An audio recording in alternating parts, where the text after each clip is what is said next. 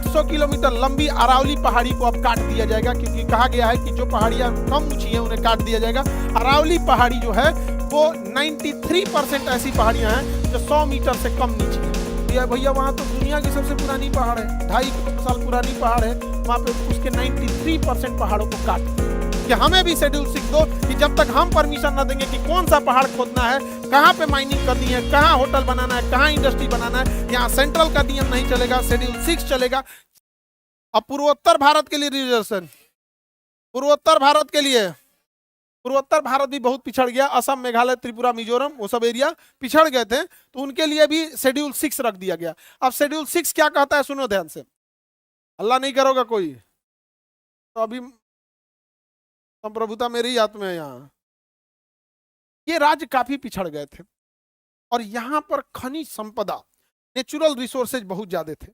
इन लोगों का कहना था कि हमारा संविधान में हमारा विदोहन कर दिया जाएगा, बड़ी कंपनियों को भेज देंगे, हमारा जनसंख्या कम है तो संसद में हमारा प्रतिनिधि नहीं रहेगा, कहीं हमारी कोई बात नहीं सुनेगा, तो हम तो बर्बाद हो जाएंगे। तब अंबेडकर साहब कहे कि ना ना ना, बर्बाद नहीं हो गया। शेड्यूल 6, शेड्यूल 6 मतलब अनुसूची 6, शेड्यूल 6 में कहा गया है कि जो जो राज्य शेड्यूल 6 में आएगा, असम, मेघालय, त्रिपुरा, मिजोरम, असम, मेघालय, त्रिपुरा, मिजोरम, असम, मेघालय, त्रिपुरा में, तो इस एरिया में किसी कंपनी को, किसी होटल को, किसी फैक्ट्री को, बड़ी कंपनी को अगर जमीन खरीदना है तो वहां के लोकल लोगों का नियम चलेगा, न कि वहां संसद का नियम या supreme court, high court, district court का चलेगा। वहां के लोकल लोग अगर इन्वायरमेंट क्लियरेंस देंगे तो चलेगा, अदरवाइज में नहीं चलेगा। अब बताइए, वहां का जंगल आज भी सुरक्षित है, पूर्वोत्तर का, वहां के खनन आज भी सुरक्षित है, बचा के कौन रखा है, शेड्यूल 6। ऐसे ही जम्मू कश्मीर में, लद्दाख में सबसे ज्यादा खनिज है, लेकिन लद्दाख में बर्फ इतना है और वहां सबसे ज्यादा सेंसिटिविटी है, बहुत ज्यादा खनन हो जाएगा, बहुत ज्यादा अगर प्रदूषण होगा, फैक्ट्रीज लगने लगेंगी, होटल खुलने लगेगा, इंडस्ट्रियलाइजेशन होगा, यहाँ का बर्फ पिघलेगा, कंपनियां अपना पैसा कमा के लेके चली जाएंगी, वहां के रहने वाले वैसे ही बर्बाद हो जाएंगे जैसे आज धनबाद और झरिया के लोग वहां पे कोयला निकालने के बाद जो आग लग गया है, वहां के आदिवासी आज मर रहे हैं, बड़ी कंपनियां पूछने नहीं जाती है। तो यहां भी जरूरी था शेड्यूल 6। पिछले 4 साल से सोनम वांगचू यहां आर्टिकल शेड्यूल 6 मांग रहे थे कि हमें भी शेड्यूल 6 दो, कि जब तक हम परमिशन न देंगे कि कौन सा पहाड़ खोदना है, कहां पे माइनिंग करनी है, कहां होटल बनाना है, कहां इंडस्ट्री बनाना है, यहां सेंट्रल का नियम नहीं चलेगा, शेड्यूल 6 चलेगा। 4 साल तक उस इंसान की कोई बात नहीं सुनी।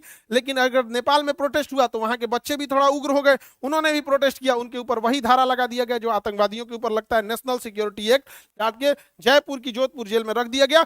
हम भीड़ तंत्र वाले लोग को कोई मतलब नहीं बना है कि वो इंसान इस देश के लिए क्या किया था, वो इंसान इस सेना को ठंड में रहने के लिए टेंट दिया था, जहां सेना का नेटवर्क नहीं चल रहा था, दुनिया में पहला लाईफाई बना के दिया, वाईफाई नहीं लाईफाई बना के दिया, इतनी ज्यादा इनोवेशन किया, उसके ऊपर 3 इडियट मूवी बनी है। 3 इडियट मूवी में जो वहां पर रणछोड़ दास छांचड़ बना होता है आमिर खान, वो कोई और नहीं, वो सोनम वांगचू है जो आज जेल में है इस भीड़ तंत्र में। समझ आ गया? भारत में भीड़ तंत्र में यही होता है, बस खुश रहिएगा आप लोग और कुछ नहीं। क्या वो इंसान जेल में क्या मांग रहा था, शेड्यूल 6 क्या मांग रहा था, उसे आरोप लगाया गया कि देशद्रोही है, चाइना से मिला हुआ है, ये है वो है, एनएसए लगा, कहां चल गए, खत्म कहानी। क्या मांग रहे थे, शेड्यूल 6, क्या गलत मांग रहे थे? आज देखिएगा बर्बाद हो गया। शेड्यूल 6 में न रहने का नतीजा देखिए, 800 किलोमीटर लंबी अरावली पहाड़ी को अब काट दिया जाएगा, क्योंकि कहा गया है कि जो पहाड़ियां कम ऊंची हैं उन्हें काट दिया जाएगा। अरावली पहाड़ी जो है वो 93% ऐसी पहाड़ियां हैं जो 100 मीटर से कम नीची हैं। संसद ने कहा है कि जो 100 मीटर से कम नीचे है, जो 100 मीटर से ऊंचाई कम है, 100 मीटर का मतलब होता है, आपका समझिए कि 3 मीटर का एक तल्ला होता है, 3 मीटर का एक तल्ला, यानी 30 तल्ले से नीचे जो पहाड़ होगा। तो यार भैया वहां तो दुनिया की सबसे पुरानी पहाड़ है, 2.5 करोड़ साल पुरानी पहाड़ है, वहां पे उसके 93% पहाड़ों को काट दिया, पहाड़ को काट दिया जाएगा, क्योंकि शेड्यूल 6 में नहीं है। अब वहां के लोकल लोग का चलेगा नहीं। अब इस थार मरुस्थल से उड़ने वाला बालू दिल्ली को बना देगा बालू का कटोरा, यहाँ सब ध्वस्त हो जाएगा, और यहां से उड़ने वाला बालू हिमालय पर्वत पे जाके जम जाएगा। हिमालय पर्वत पे जब जमेगा वह बालू, तो वहां पे वो गर्मी को सोख लेगा। अभी पर्वत पे बर्फ है, तो जो धूप आता है तो शीशे की तरह चमक के निकल जाता है, बर्फ कम पिघलती है, लेकिन बालू की जब एक लेयर आ जाएगी तो बालू बड़ी जल्दी गर्म होता है। भूजा भूजने के लिए बालू का यूज किया जाता है। जब उसके ऊपर बालू रहेगा तो बर्फ को तेजी से पिघलाएगा, यहाँ से बर्फ पिघलेगा, गंगा और यमुना में मिलेगा और वो अल्टीमेटली बिहार में आके बाढ़ लाएगी। लेकिन आर्टिकल शेड्यूल 6 नहीं है, हम लोग टुकु टुकुर मुंह देखेंगे। ज्योग्राफी डिसाइड आवर इकोनॉमी, समझ में आ गया कि नहीं आ गया? This is geography. समझ में आ रहा है तुम? नहीं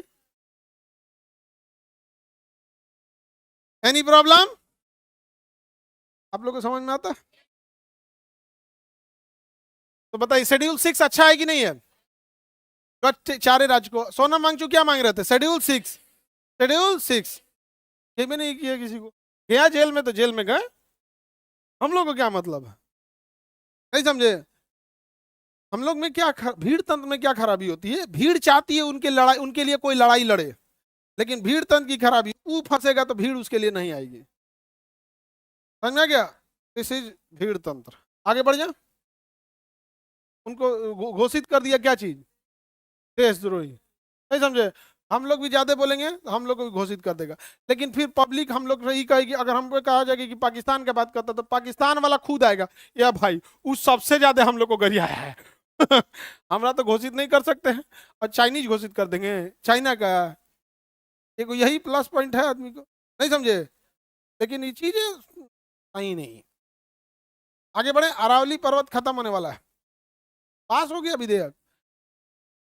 पहाड़ कटेगा सब में बटेगा। आगे बढ़ते। पूर्वोत्तर समझ में आ गया? पूर्वोत्तर शेड्यूल 6 समझ में आ रहा है बाबू? अभी तो हम संविधान में प्रवेश भी नहीं किए हैं।